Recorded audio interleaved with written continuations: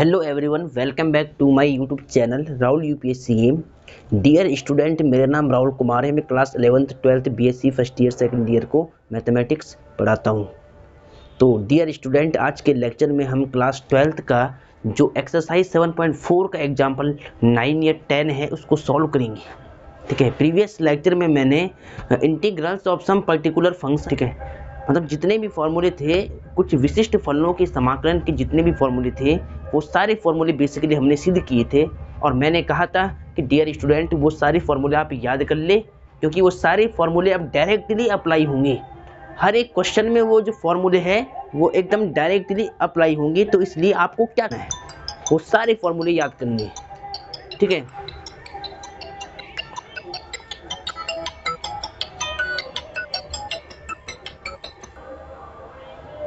ठीक है।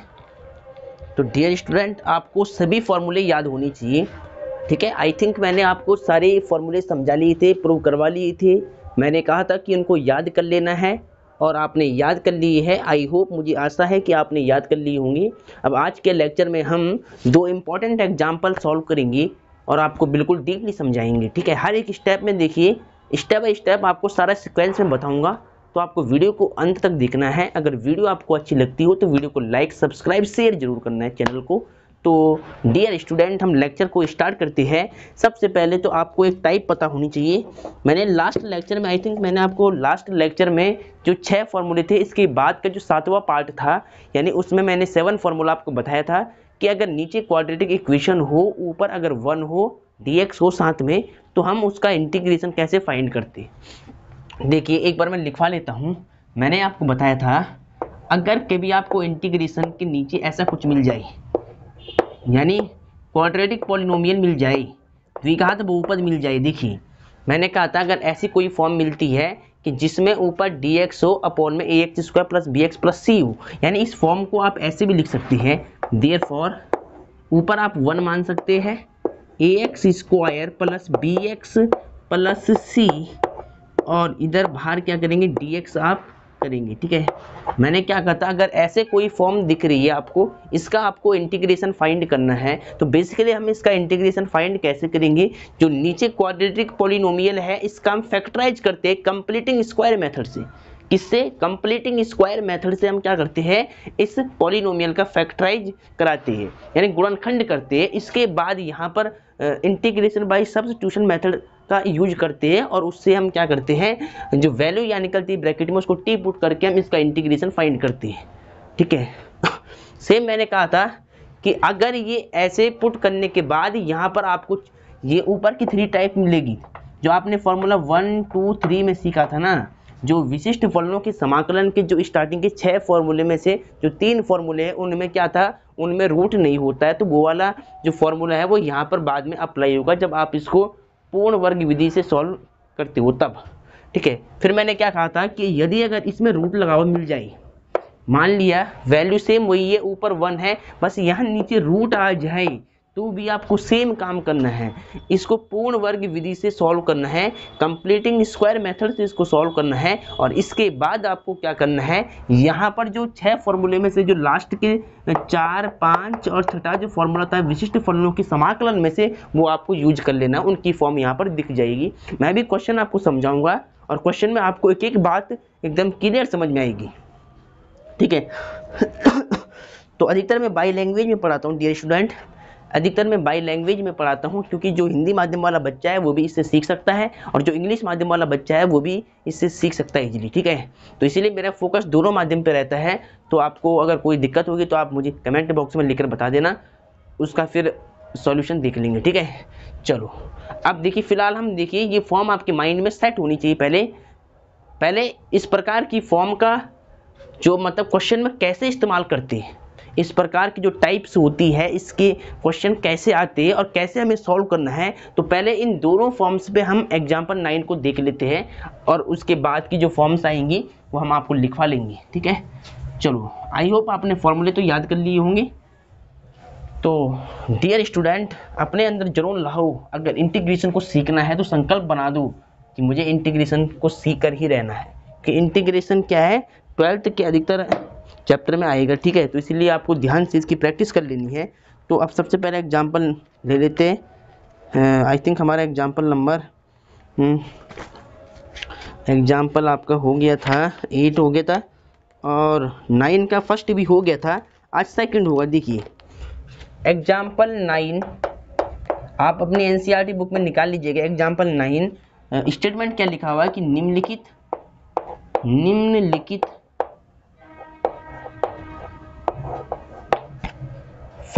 समाकलनों को ज्ञात कीजिए।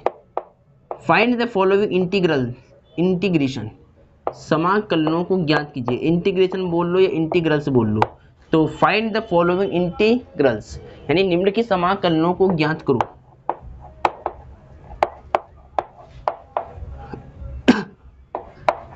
ज्ञात करो, ठीक है। तो ये आपको हेडिंग लिखी है क्वेश्चन के ऊपर।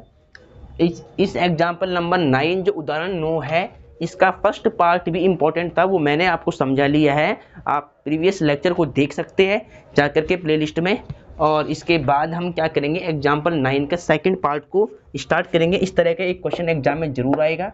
आपको सीक्वेंस के साथ में बताऊंगा कि क्वेश्चन का सॉल्यूशन कैसे निकालना है, ठीक है। तो क्वेश्चन इस प्रकार से परिभाषित है कि dx upon 3x square plus में 13x माइनस में 10, इस फंक्शन को आपको इंटीग्रेट करना है। क्या करना है, इसका इंटीग्रेशन निकालना है। मैंने क्या कहा था कि जो टाइप मैंने आपको समझाई है, कौन सी वाली टाइप, ये वाली type, 1 upon ax square plus bx plus c dx। मैंने कहा था अगर इस भी टाइप का क्वेश्चन आपको मिल जाता है तो उसका इंटीग्रेशन निकालने का तरीका क्या रहता है, बेसिकली वो ये रहता है कि जो नीचे बहुपद है, क्वाड्रेटिक पॉलिनोमियल है, उसका हम फैक्टराइज कराते हैं। किस मेथड से, कंप्लीटिंग स्क्वायर मेथड से। किस मेथड से dear student, completing square method से, यानी पूर्ण वर्ग विधि से हम क्या करते हैं, इसको फैक्टराइज करते हैं। इसके बाद यहाँ पर a प्लस बी का होल स्क्वायर की फॉर्म लाते हैं, फिर उसको पुट करते हैं अदर वेरिएबल में, यानी सब इंटीग्रेशन बाय सब्स्टिट्यूशन मेथड हम अप्लाई करते हैं इसके बाद, ठीक है। तो ये करने के लिए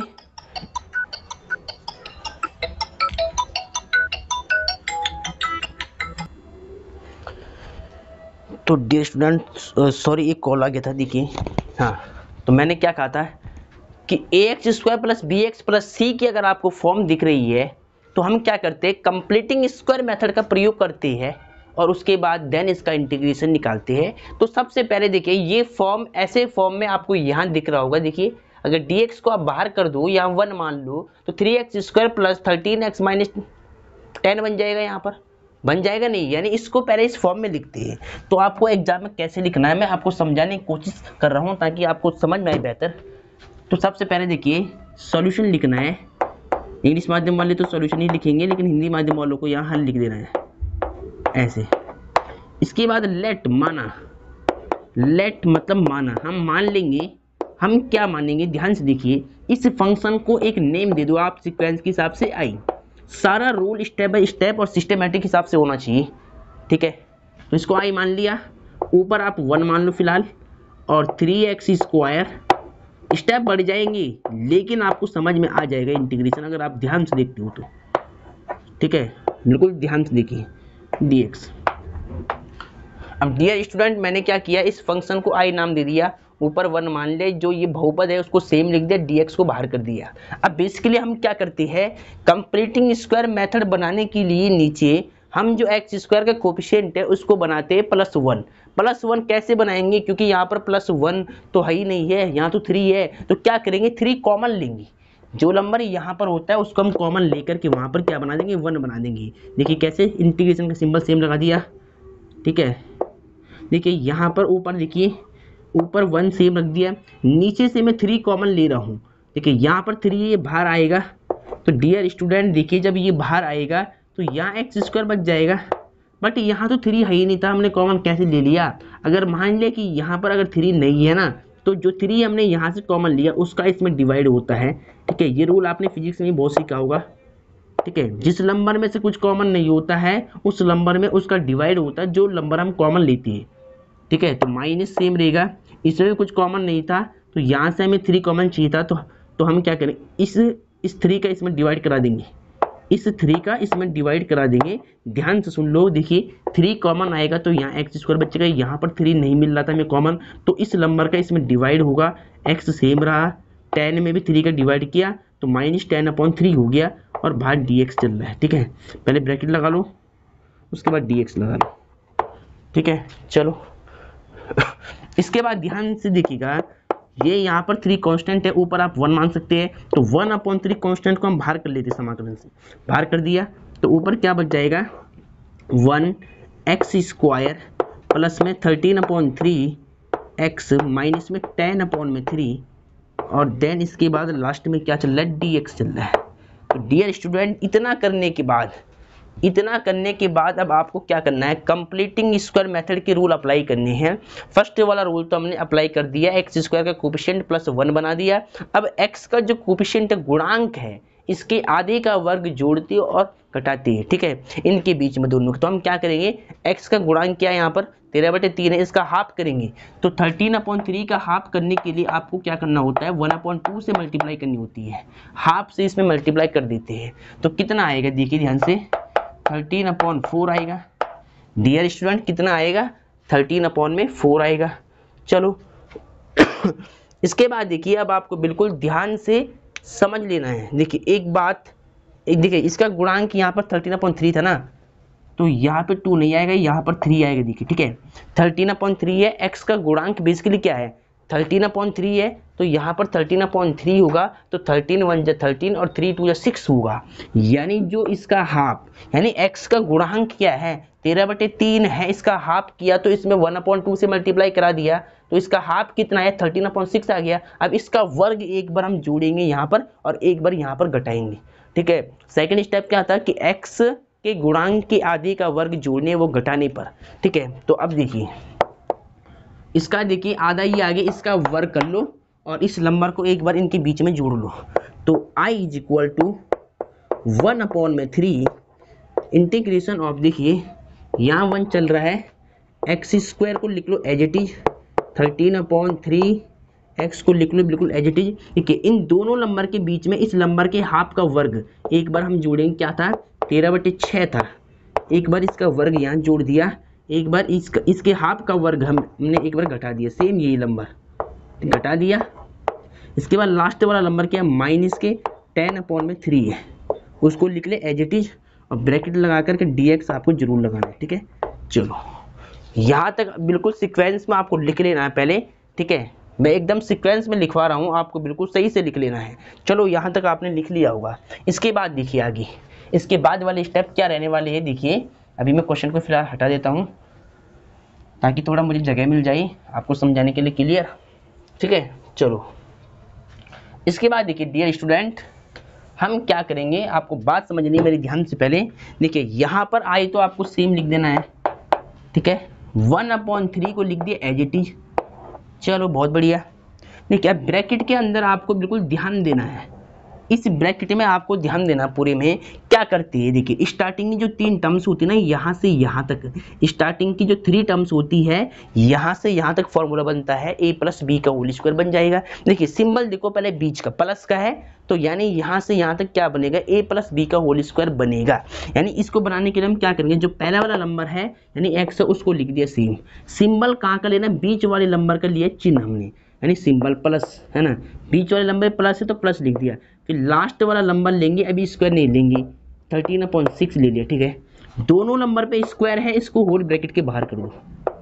ठीक है, अब यदि मैं यहाँ पर अगर a + b का होल स्क्वायर एक्सपेंड करता हूँ, ओपन करता हूँ, तो मुझे ये वैल्यू आ जाएगी सारी की सारी, आप चेक कर लेना निकाल के, a² b² + 2ab, तो 2ab से लेकर ये 6 कट जाएगा तो यहाँ 3 बच जाएगा नीचे, तो यानी ये मिल जाएगा कुल मिला करके।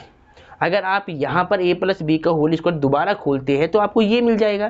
ठीक है, कैसे, देखिए अगर मान लिया मैं x/13 + 6 का होल स्क्वायर दोबारा खोल रहा हूँ, तो a² यानी x का स्क्वायर, फिर + 2ab, 2a की वैल्यू क्या है x, b की वैल्यू क्या है 13/6 और + b² क्या है 13/6 है।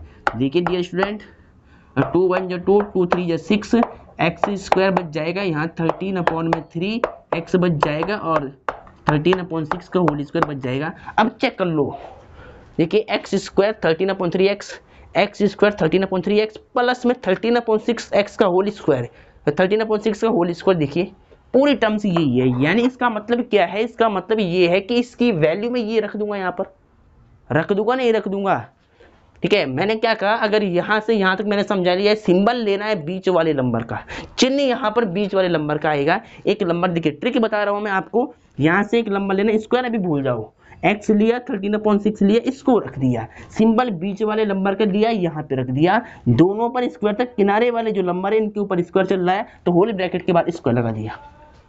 ठीक है, अगर चेक करना चाहते हो कि इसको सॉल्व करने से ये मिल रहा नहीं मिल रहा तो आपको मिल जाएगा। देखिए यहाँ पर इसका प्रूफ मैंने आपको यहाँ पर समझा लिया है। ठीक है, तो इस तरह आपको समझ में आना चाहिए। ठीक है, क्लियर, इसीलिए मैंने आपको समझा लिया यहाँ पर। तो बेसिकली मैंने क्या किया, यहाँ पर लगा लिया a + b का होल स्क्वायर। अब जो नंबर बचा है उसको सॉल्व करना है। देखिए ऊपर देखिए 1 था, उसको लिख दो पहले सेम। उसके बाद देखिए 13 का स्क्वायर कितना हो जाएगा 169, और 6 का स्क्वायर कितना होगा 36, और माइनस में 10/3 इसको लिख ले एज इट इज। ठीक है, आपको बात समझ में आनी चाहिए, क्लियर। ये क्वेश्चन इंपॉर्टेंट है, इंटीग्रेशन का 4 मार्क्स या 5 मार्क्स में आता है हर साल, बोर्ड एग्जाम 2023 में आने की संभावना भी है इसकी। ठीक है, तो ध्यान समझना है इस तरह की टाइप को। तो 1/3 देयरफॉर 1, ध्यान से देखिए यहाँ x + 13/6 का होल स्क्वायर, इसको तो लिख दिया एज इट इज। ठीक है, बस यहाँ से देखिए इन दोनों वैल्यू में से मैं क्या कर रहा हूँ, माइनस कॉमन ले रहा हूँ। देखिए इन दोनों नंबर में से क्या कर रहा हूँ, मैं इन दोनों फ्रैक्शन से माइनस कॉमन लूंगा तो ये माइनस की फ्रैक्शन प्लस बन जाएगी दोनों। 169/36 माइनस की प्लस बन गई, माइनस की फ्रैक्शन प्लस बन गई, प्लस 10/3। ठीक है, अब ये नीचे वाला पार्ट थोड़ा रफ कर लो पहले, चलो इतना। ठीक है, चलो ठीक है, क्या किया मैंने, इसको तो बिल्कुल सेम लिख दिया, माइनस इन दोनों फ्रैक्शन से भिन्न से मैंने माइनस कॉमन ले लिया है, तो 169/36 सेम बच गया, माइनस का था तो प्लस बन गया, ये माइनस का था तो प्लस बन गया, ये माइनस बाहर कर दिया। अगर यदि मैं इस माइनस का दोबारा अंदर मल्टीप्लाई करता हूँ तो माइनस का ये नंबर मिल जाएगा, माइनस प्लस माइनस मिल जाएगा। ऐसे आप चेक कर सकते हैं अपने स्टेप को। ठीक है, बहुत बढ़िया। इसके बाद ध्यान से देखिएगा आगे, इसके बाद देखिए 1/3 इंटीग्रेशन ऑफ 1/x प्लस में 13/6 का होल स्क्वायर। यहाँ पर देखिए ब्रैकेट के अंदर की क्वांटिटी आपको सॉल्व करनी है। देखिए एलसीएम लेना है, जब आप एलसीएम लेंगे डिनोमिनेटर का यानी हर का, तो 36 आएगा, 36 आएगा। उसके बाद 36 का डिवाइड कराओ, 36 से 1 बढ़ जाएगा, 1 का मल्टीप्लाई 169 में हो जाएगा तो 169 आएगा, बीच में प्लस है। 3 का डिवाइड कर लो इसमें तो देखिए कितनी बढ़ जाएगा, 3 1 3 और 3 2 6 यानी 12 बढ़ जाएगा, 12 बढ़ जाएगा। जो 12 आएगा उसका मल्टीप्लाई होगा 10 में, तो यानी 120, 12 10 जब 120। ठीक है, बहुत बढ़िया। I = 1/3 इंटीग्रेशन ऑफ, देखिए ध्यान से समझिएगा, x + 13/6 का होल स्क्वायर माइनस, देखिए इसको प्लस कर लो। ठीक है, तो कितना आएगा, 9 का 9, ये यहाँ पे 0 है, और 6 और 2 कितना होगा, 8 होगा, 112 289 हो जाएगा अपॉन में 36। ठीक है, इतना बच गया। ये ब्रैकेट आप चाहिए हटा दो, आपको कोई दिक्कत नहीं, अब ब्रैकेट को लास्ट में सॉल्व करने के बाद आप हटा सकते हैं। ठीक है, ये आ गया। अब इस नंबर को हम कैसे लिख सकते हैं, देखिए इस नंबर को मैं थोड़ा यहाँ साइड में लिख देता हूँ। देखिए इसके बाद I = देखिए इसके बाद आपको यहाँ से देखना I = 1/3 इंटीग्रेशन ऑफ, देखिए ऊपर क्या चल रहा था 1 x प्लस में 13/6 होल स्क्वायर। ठीक है, यहाँ पर ध्यान दो 289 यानी 289 और 36 किसके स्क्वायर है। देखिए 289 होता है 17 का स्क्वायर, 17 का स्क्वायर होता है, माइनस तो आपको पहले सेम रखना है। 289 किसका 17 का स्क्वायर होता है, और 36 किसका होता है 6 का स्क्वायर होता है। ठीक है, तो यानी इन दोनों के स्क्वायर हमने ऐसे लिख दिए। ठीक है, इन दोनों फ्रैक्शन को हमने, मतलब इन दोनों नंबर को हमने स्क्वायर की फॉर्म में लिख दिया है। 17 को अगर आप 17 से मल्टीप्लाई कराते हो ना तो डियर स्टूडेंट आपको मिल जाएगा 289। ठीक है, अगर 6 का मल्टीप्लाई 6 से कराते हो तो 36 आपको प्राप्त हो जाएगा। ठीक है। तो यानी इसको मैंने स्क्वायर की फॉर्म में ऐसे लिख दिया, ठीक है। चलो इसके बाद इसको हमें सॉल्व करना है। लास्ट में यहाँ पे dx था, देखिए dx आपको भूलना नहीं है, dx आपको हर एक स्टेप पे लिखकर चलना है, ठीक है। तो dx जब तक इंटीग्रेशन नहीं होगा dx चलता रहेगा साथ में। तो यहाँ पर भी आप dx लगा सकते हैं ब्रैकेट के बाहर ऐसे करके, ठीक है। यहाँ पर सपोज यहाँ तो dx अंदर लगा लो, कोई दिक्कत नहीं, ठीक है। तो यहाँ मैंने dx की मल्टीप्लाई कर ली सीधा अंदर, ठीक है। चलो इसके बाद वाला प्रोसेस देखिए ध्यान से, इसके बाद आगे, इसीलिए मैंने क्वेश्चन को साइड में लिख दिया ताकि अब मुझे यहाँ पर स्पेस रहे, और इसके बाद जो प्रतिस्थापन द्वारा समाकलन यूज करेंगे वो आपको समझ में आ जाएगी वो आपको समझ में आ जाएगा। देखिए कैसे, अब देखिए आपको वही फॉर्म यहाँ पर दिख जाएगी। देखिए पहले मैं क्या करता हूँ, x + 13/6 को लेट करता हूँ t। तो देखिए इसके नीचे में मान लेता हूँ कि माना ये लेट x + 13/6 को मैंने क्या मान लिया, t मान लिया। अब जिसको मानते हैं उसका क्या करते, अवकलन करते, डिफरेंशिएशन करते बोथ साइड में। तो यहाँ हम शॉर्ट में क्या लिखेंगे, differentiation with respect to x, ठीक है। x के सापेक्ष क्या करते, अवकलन करते। यहाँ पर इसको t माना है तो इसका क्या करेंगे, x के सापेक्ष अवकलन करेंगे। तो x के सापेक्ष x का तो 1 हो जाएगा, और ये कांस्टेंट है इसका 0 हो जाएगा, t का x के सापेक्ष dt/dx हो जाएगा, ठीक है। अब यहाँ मल्टीप्लाई करा दो, यहाँ 1 को 0 से ऐड करो तो 1 ही आएगा, dx का 1 से मल्टीप्लाई, dx = dt हो जाएगा, dx = dt हो जाएगा। चलो बहुत बढ़िया। इसके बाद ध्यान से देखिए, अब देखिए यहाँ से मैं सॉल्व करता हूँ। तो ये आई मैंने पहले यहाँ लिख दिया, ये सारी देखिए dx की वैल्यू dt हम यहाँ पे रख देंगे। इस dx को हम क्या लिखेंगे, dt, और x + 13/6 को हम क्या लिखेंगे, t। स्क्वायर सेम रहेगा, ये नंबर सेम रहेगा, और 1/3 भी सेम रहेगा। तो 1/3 को लिख दिया पहले सेम, dx की वैल्यू रख दी वहाँ पर dt। चलो, और इसके बाद x + 13/6 को हमने क्या लिख दिया, t। तो यहाँ t ऊपर स्क्वायर है तो यहाँ लगा दे बेसिकली स्क्वायर। उसके बाद माइनस सेम, और 17/6 का होल स्क्वायर, इसको लिख ली एज इट इज, ठीक है। चलो यहाँ तक कोई दिक्कत नहीं होनी चाहिए। हाँ चलो, इतना करने के बाद अब देखिए यहाँ पे टाइप आपको क्लियर चमक रही होगी। अगर आपने फॉर्मूला याद किया होगा, देखिए ध्यान से कि मैंने आपको समझाया था। देखिए मैं यहाँ लिखता हूँ फॉर्मूला क्योंकि यहाँ पर जगह का शॉर्टेज है। तो यहाँ साइड में देखिए पहले, क्योंकि आप जानते हैं कि integration of dx upon x² - a² का फॉर्मूला आपको याद होगा, ठीक है। मैंने कहा था कि इनको याद कर लेना। तो ध्यान से देखिए, dx अपॉन x² - a² का फॉर्मूला होता है 1/2a log modulus x - a x + a plus में c कांस्टेंट, इंटीग्रेशन कांस्टेंट है c, समाकलन नियतांक, ठीक है।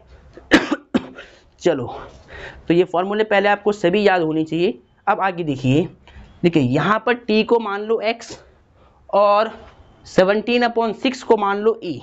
कंपैरिजन के पश्चात, कंपैरिजन के बाद a की वैल्यू हमें क्या मिल जाएगी, 17/6 मिल जाएगी, और x की वैल्यू t मिल जाएगी, ठीक है। तो इस वाले फॉर्मूले में यहाँ पर जहाँ जहाँ a है वहाँ आपको क्या रखना है, 17/6 रखना है, और जहाँ x है वहाँ आपको t रखना है, और जहाँ पर a है वहाँ 17/6 रखना है। बाकी वैल्यू आपको सेम रखनी है, ठीक है।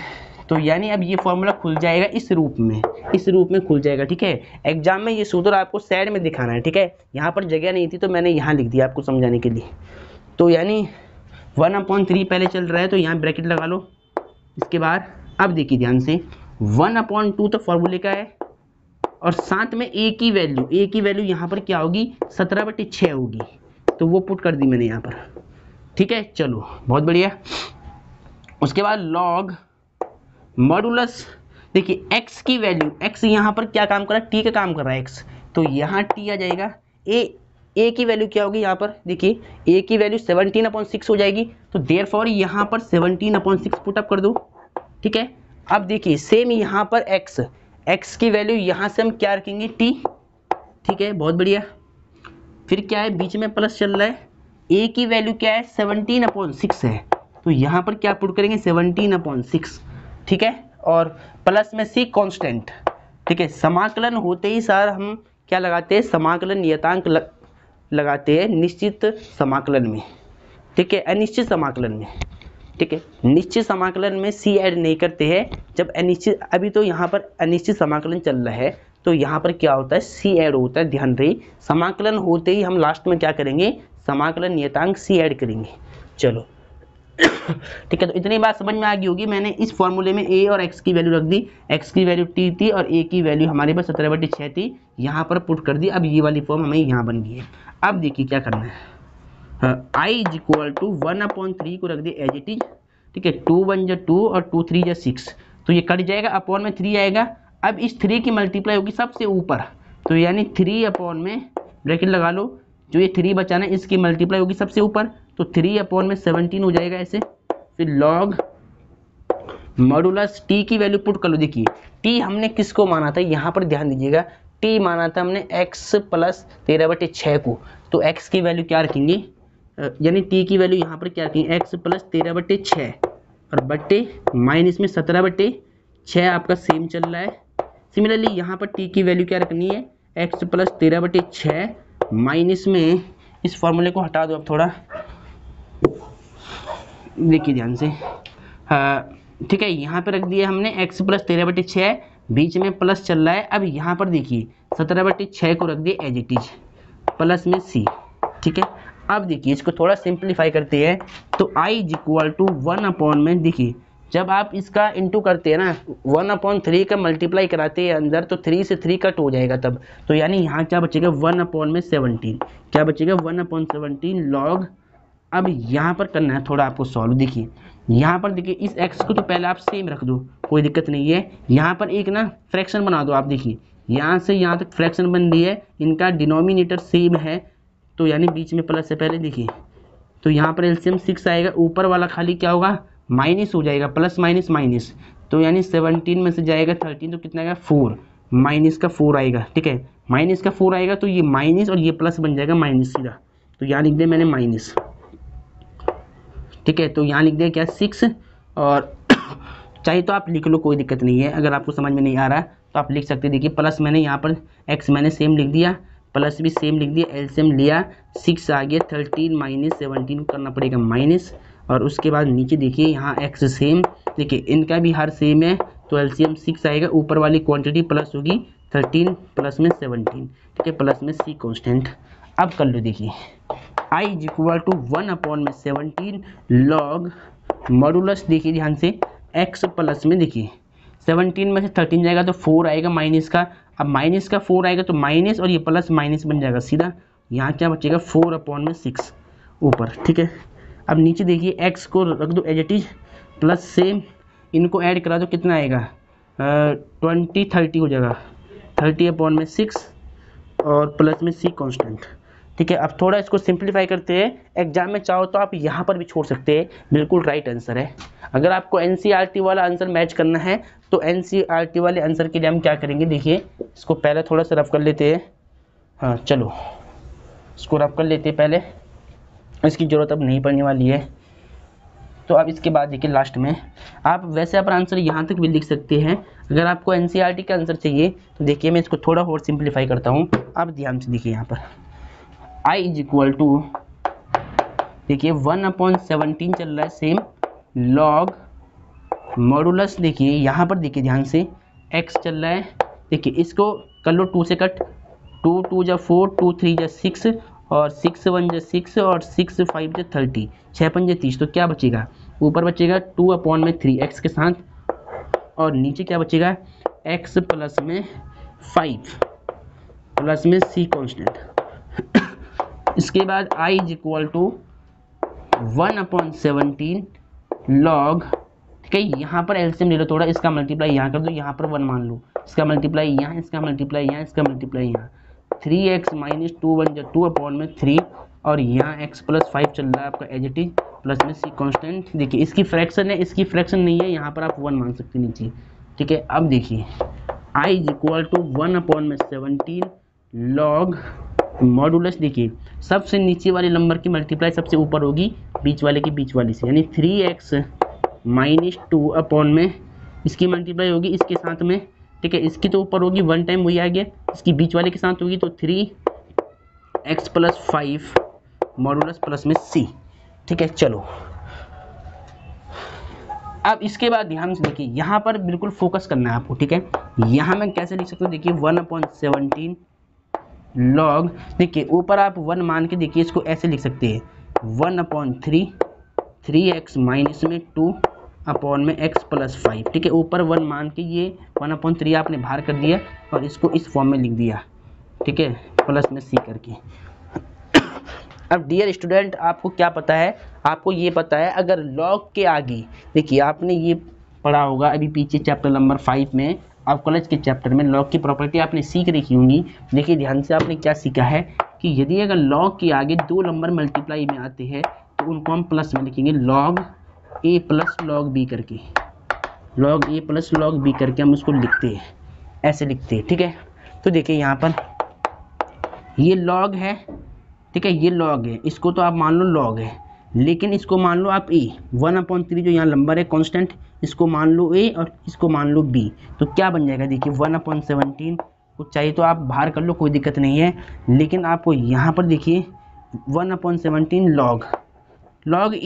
log a मान लो इसको। ठीक है, इसको भी मैंने सेम देखिए इसकी इंटू भी कर ली मैंने अंदर, चाहिए तो आपको अगर दिक्कत हो रही ना तो इस 1/17 कर दो आप बाहर ऐसे।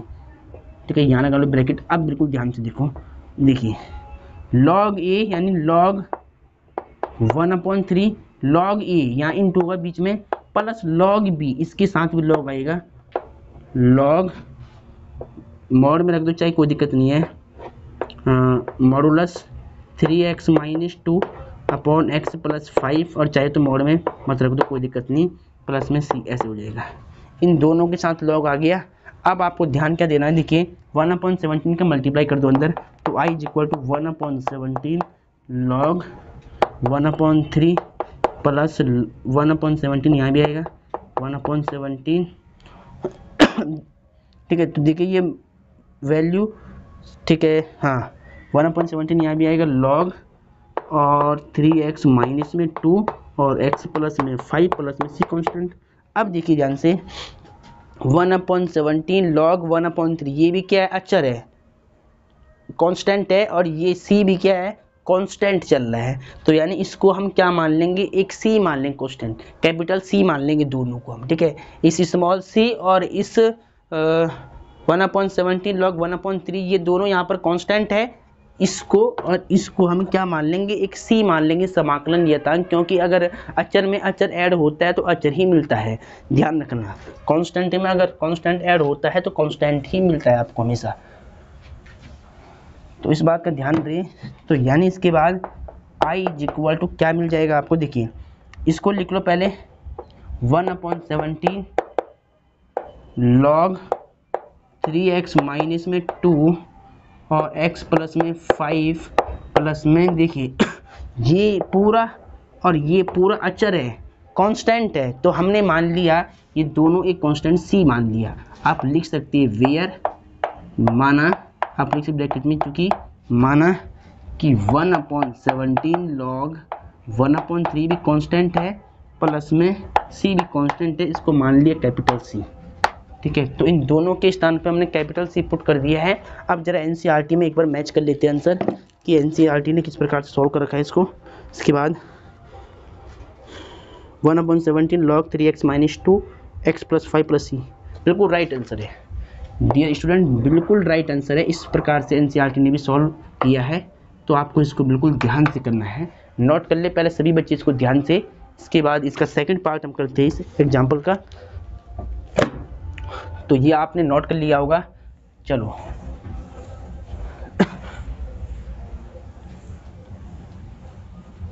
इसी प्रकार आप इसका एग्जाम्पल 9 का थर्ड पार्ट देख लीजिएगा। ठीक है, इसी प्रकार हम क्या करेंगे, एग्जाम्पल 9 का थर्ड पार्ट कर लेंगे।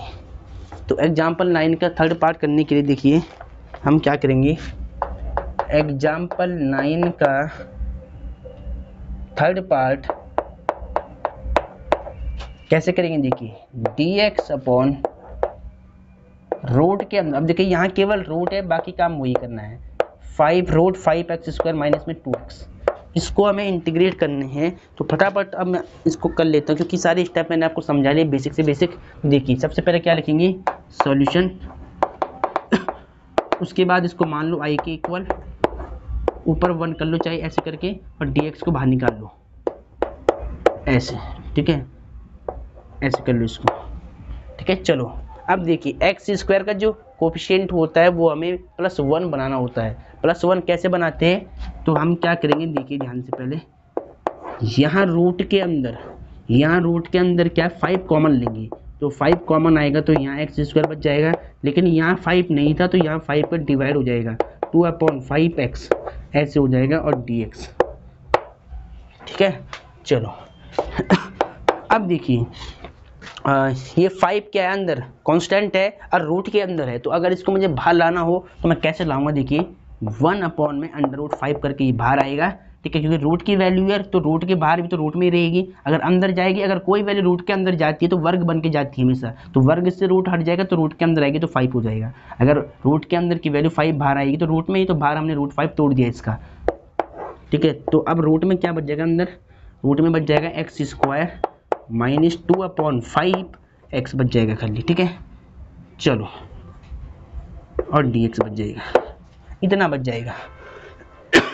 अब देखिए आपको क्या करना है, फर्स्ट स्टेप क्या था कि एक्स स्क्वायर का गुणांक क्या होना, +1 होना, +1 हमने बना दिया है। अब जो x का कोफिशिएंट है 2/5, इसका हाफ का वर्ग एक बार यहाँ पर जोड़ेंगे, इसके बाद एक बार घटाएंगे, तो यानी देखिए 2/5 का हाफ करना है तो 1/2 से मल्टीप्लाई करा दो, तो 2 से 2 कट हो गया तो 1/5 बच गया, यानी 1/5 का वर्ग, यानी x के गुणांक के आधे का वर्ग यहाँ पर एक बार जोड़ेंगे घटाएंगे, तो i इज इक्वल टू देखिए 1/√5 को लिख एज इट इज इंटीग्रेशन 1, देखिए ध्यान से, एक्स स्क्वायर को लिख दिया एज इट इज 2/5x, ठीक है। इस x का गुणांक यानी 2/5 का जो हाफ था इसका वर्ग क्या है, 1/5 है, तो 1/5 इसके आधे का वर्ग एक बार जोड़ दिया और एक बार घटा दिया, सेम, ठीक है। बाकी तो कांस्टेंट यहाँ पर है नहीं था इसका बाद, तो यानी dx लगा लो सीधा, कोई दिक्कत नहीं है। इसके बाद यहाँ साइड में देखिएगा क्या करना है, देखिए i इज इक्वल टू 1/5 तो कांस्टेंट है, इंटीग्रेशन के बाहर चलता रहेगा, तो 1/, ध्यान से देखिए यहाँ से यहाँ तक मैंने ट्रिक समझाई है, फॉर्मूला क्या बनेगा। अब पहले सिंबल देखो बीच वाले नंबर का माइनस है तो इसका मतलब a माइनस बी का होल स्क्वायर बन जाएगा, तो यहाँ से यहाँ तक की जो वैल्यू है इसको हम क्या लिखेंगे, a माइनस बी के होल स्क्वायर की फॉर्म में लिखेंगे, तो 1/, देखिए रूट तो आपको बोलना नहीं है, यहाँ बच्चे रूट भूल जाते बहुत बार, तो देखिए यहाँ से एक नंबर लेंगे पहले, ठीक है, एक नंबर लेंगे, इसके बाद वाला है ना थर्ड नंबर वाला सिंबल अभी नहीं लगाना है, दोनों के ऊपर लगा दो स्क्वायर, देखिए इसका स्क्वायर था इसका स्क्वायर था, पहले ये लिखा फिर ये लिखा और इनके ऊपर स्क्वायर लगा दिया, अब बीच में सिंबल किसका, माइनस का है, अब यहाँ माइनस लगा दो, तो यहाँ क्या बन गया, a माइनस बी का होल स्क्वायर बन गया। अगर आप इसको एक्सपेंड करते हो ना, खोलते हो ना, तो ये मिल जाएगा पूरा आपको, ठीक है। उसके बाद देखिए 1/5 का स्क्वायर है, इसको आप एज इट इज रख दो, इसको खोलने की जरूरत नहीं है यहाँ पर, ठीक है। चलो अब सीधे हम क्या करेंगे, प्रतिस्थापन मेथड स्टार्ट करेंगे, ठीक है, सब्स्टिट्यूशन मेथड स्टार्ट करेंगे यहाँ पर। तो हम क्या करते हैं, देखिए x माइनस 1/5 को मान लेते हैं पहले t, तो यहाँ लिख लेता हूँ मैं साइड में, देखिए पहले लेट माना x माइनस 1/5 को मैंने मान लिया t। अब जिसको t मानते हैं उसका क्या करते हैं, डिफरेंशिएशन डिफरेंशिएट करती है उसको, तो देयरफॉर डिफरेंशिएशन, शॉर्ट में क्या लिखते हैं, differentiation with respect to x, ठीक है। यहाँ पर x के सापेक्ष होगा तो 1 और ये कांस्टेंट का 0 हो जाएगा, t का x के सापेक्ष dt अपॉन में dx हो जाएगा। अब यहाँ क्रॉस मल्टीप्लाई करा दो, dx is equal to dt, ठीक है। चलो इसके बाद देखिए क्या करना है, इसको पहले मैं रफ कर लेता हूँ, देखिए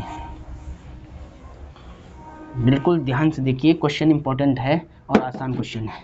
क्या करना है, देखिए यहाँ पर dx चल रहा था, देखिए मैंने क्या कहा था, यहाँ पर dx आपको लिखना है, तो यहाँ पर dx चल रहा था। अब देखिए ध्यान से, dx की वैल्यू तो रख दो, यहाँ पर dt कोई दिक्कत नहीं है, और उसके बाद x माइनस 1/5 को मैं क्या लिखूँगा, t लिखूँगा। तो ध्यान से देखिए i इज इक्वल टू 1/√5 को लिख दिया as it is integration D X को रख दिया मैंने डी टी, और डी टी की मल्टीप्लाई 1 से की तो डी टी आ गई ऊपर, ठीक है। x माइनस 1/5 को क्या मान लिया टी, तो यहाँ टी रख दिया, ऊपर स्क्वायर चल रहा तो स्क्वायर लगा दिया, बीच में क्या है -1/5 का होल स्क्वायर आप सेम रख दो। अब देखिए यहाँ पर फॉर्म सेम वही बन रही है, डी एक्स अपॉन ए स्क्वायर माइनस एक्स स्क्वायर वाली फॉर्म बन रही है। अगर ए स्क्वायर, देखिए ए स्क्वायर नहीं एक्स स्क्वायर, क्योंकि टी यहाँ वेरिएबल है, x square minus a square वाली फॉर्म, तो यानी इसका फॉर्मूला एक बार मैं लिख लेता हूँ। देखिए यहाँ लिख देता हूँ, देखिए इसके बाद देखिए यहाँ पर इतने से इंटीग्रेशन में कौन सा फॉर्मूला यूज होगा। देखिए जो विशिष्ट, देखिए एक बात आपको ध्यान रखनी, तो नीचे रूट चल रहा था तो यहाँ रूट, बस रूट में मिस्टेक हो जाती है बहुत बच्चों से, ठीक है। यहाँ पर मैंने कहा था भी रूट से मिस्टेक हो जाएगी, ठीक है। तो यहाँ रूट चल रहा था, ठीक है डियर स्टूडेंट, यहाँ पे रूट चल रहा था, ठीक है।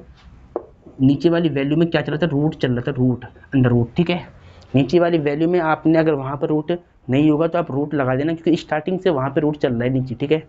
तो अब देखिए फॉर्मूला आपने पढ़ा है कि डी एक्स अपॉन में अगर रूट के अंदर एक्स स्क्वायर माइनस में ए स्क्वायर आ जाए तो इसका इंटीग्रेशन क्या होता है, लॉग मॉडुलस एक्स प्लस में under root x square minus a square plus में सी कॉन्स्टेंट, यानी ये वाला फॉर्मूला अब यहाँ पर यूज करेंगे, ठीक है।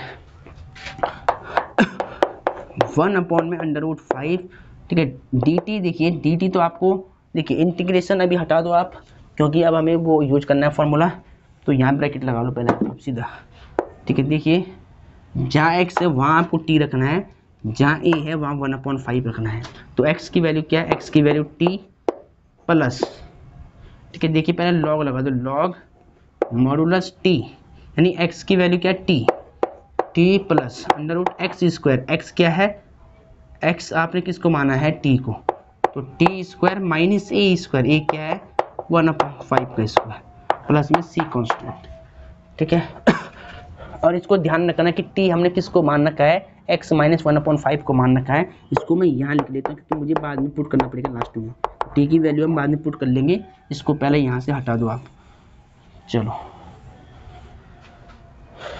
अब ध्यान से देखिए 1 में अंडर रूट 5 ब्रैकेट लगा लो, लॉग लिख दो as it is, plus t की वैल्यू क्या है, देखिए x माइनस 1/5, तो यहाँ रख दिया x minus 1/5 plus under root के अंदर t की वैल्यू क्या है, x माइनस 1/5 ऊपर स्क्वायर माइनस 1/5 का स्क्वायर लिख दिया एज इट इज, मॉड लगा के c लिख दो, मॉड लगा के c लिख दो।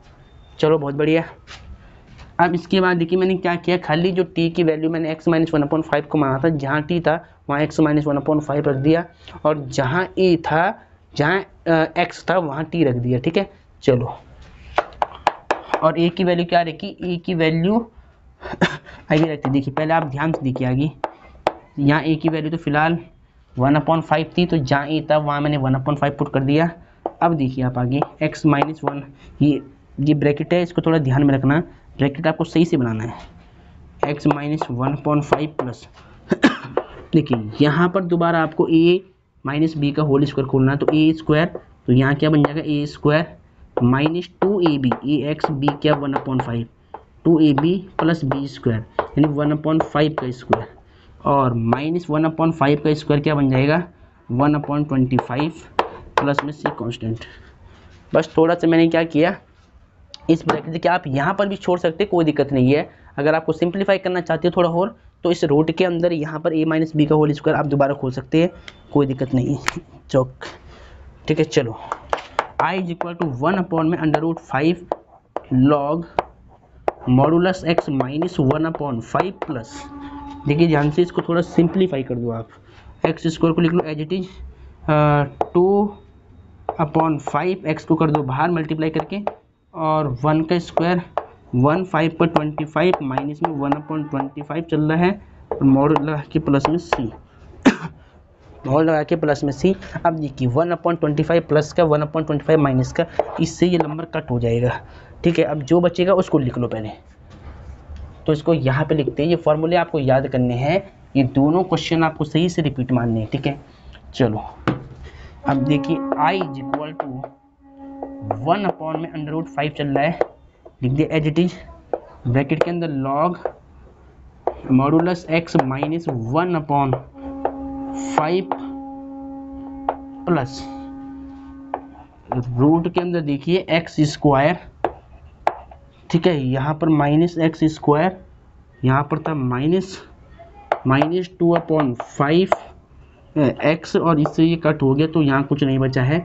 अब खाली यहाँ तक रूट लगा दो, अब प्लस में सी कांस्टेंट है, ठीक है।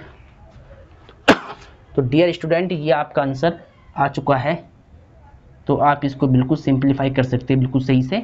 एक बार आंसर इसका चेक कर लेते हैं कि एनसीईआरटी बुक ने कहाँ तक छोड़ा है।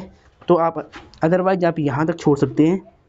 तो एक बार चेक कर लिया जाए, 1/√5 log x minus 1/5 x square 2x + 5, ठीक है, बिल्कुल राइट आंसर है डियर स्टूडेंट, बिल्कुल राइट आंसर है प्यारे बच्चों, ये आंसर बिल्कुल राइट है। और आप चाहो तो अगर देखो यहाँ पर छोड़ दो, चाहे तो अगर थोड़ा सा और लिखना चाहो तो 1/√5 करके ये ब्रैकेट हटा दो, और x प्लस में x माइनस में 1/5 प्लस में √x² माइनस 2x/5 प्लस में c कांस्टेंट। अब ये आपका राइट आंसर हो चुका है, पहले भी था और अब भी है। तो इसको आपको इसी रूप में रिपीट करना है। ये मोस्ट इंपॉर्टेंट क्वेश्चन मैंने आपको समझा ली है। ये दोनों टाइप्स मैंने क्या कहा था, अगर ऊपर 1 है और नीचे क्वाड्रेटिक पॉलिनोमियल है तो उसको फैक्टराइज करने का तरीका केवल यही होता है कि जो नीचे है उसका पूर्ण वर्ग बनाकर आप हल करिए उसको, ठीक है। कंप्लीटिंग स्क्वायर मेथड से इसका फैक्टराइज करें, उसके बाद इंटीग्रेशन बाय सब्स्टिट्यूशन मेथड को अप्लाई करें, और उसके बाद वहाँ पर इंटीग्रेशन फाइंड करें और फॉर्मूला याद करें। जो इंटीग्रल्स ऑफ विशिष्ट जो फंक्शन थे इंटीग्रेशन के, ठीक है, इंटीग्रल्स ऑफ पर्टिकुलर फंक्शन जो भी आपके पास थे, उनके फॉर्मूले जो थे 6 टाइप के, वो आपको याद करने हैं। रूट वाले फॉर्मूलों में हम रूट वाले यूज करेंगे, और जो विदाउट रूट वाले फॉर्मूले उनमें विदाउट रूट वाला कंसेप्ट यूज करेंगे। तो सभी फॉर्मूले आपको याद करने हैं। तो आज के लेक्चर को यहीं पर समाप्त करते हैं। इसके बाद हम आपको क्या समझाएंगे, पहले आप ध्यान से सुन ले। 12th क्लास के इंटरमीडिएट के सभी बच्चे पहले ध्यान से सुन ले। इसके बाद हमें टाइप पढ़ना है कि अगर ऊपर लीनियर पॉलिनोमियल हो और नीचे अगर क्वाड्रेटिक पॉलिनोमियल हो तो उसका इंटीग्रेशन कैसे निकालते हैं। यानी ऊपर रैखिक बहुपद हो और नीचे द्विघात बहुपद हो और वहाँ पे समाकलन हमसे पूछा हो, तो उसको निकालने के लिए एक रोल हो रहा है। वहाँ ए और बी मान लेते कांस्टेंट, उसके बाद उनकी वैल्यू निकाल कर उसका इंटीग्रेशन निकालते हैं। तो इस वाले बेसिक कंसेप्ट का जो फॉर्मूला है इसको मैं अगले लेक्चर में आपको समझाऊंगा।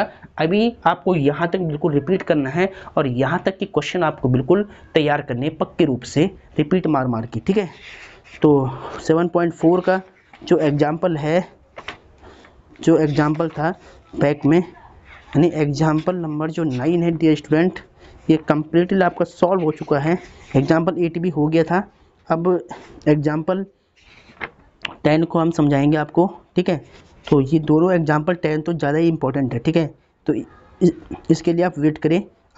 आज का लेक्चर थोड़ा लंबा हो गया इसीलिए, वरना आज ही इस एग्जाम्पल को भी मैं समझा लेता। तो आप पहले यहाँ तक इसको प्रैक्टिस करें, ठीक है, और अपना ध्यान रखिए क्योंकि बोर्ड एग्जाम आने वाले हैं। तो अब मिलते हैं नेक्स्ट वीडियो में। जय हिंद, जय भारत, वंदे मातरम।